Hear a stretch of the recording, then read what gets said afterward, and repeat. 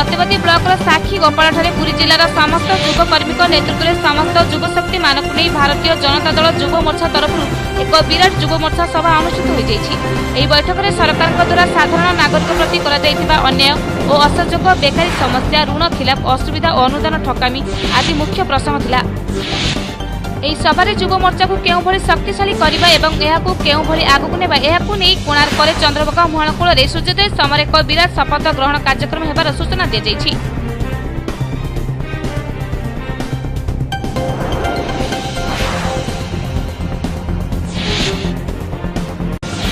ଏହି ସଭାରେ ରାଜ୍ୟ ସାଧାରଣ ସମ୍ପାଦକ ବିଶ୍ୱ ରଞ୍ଜନ ବଡ଼ଜେନା, ପୁରୀ ଯୁବ ମୋର୍ଚ୍ଚା ଜିଲ୍ଲା ସଭାପତି ଜୟନ୍ତ ଦାସ, କେନ୍ଦ୍ରୀୟ ନାରିକେଳ ବୋର୍ଡ ସଭ୍ୟ ଡକ୍ଟର ବିଶ୍ୱନାଥ ରଥ, राज्य संयोजक प्रशांत स्वाई, पुरी जिला साधारण संपादक मिलन मुखी तथा राज्य महिला सभानेत्री प्रभाती परिडा प्रमुख जोग देथिले।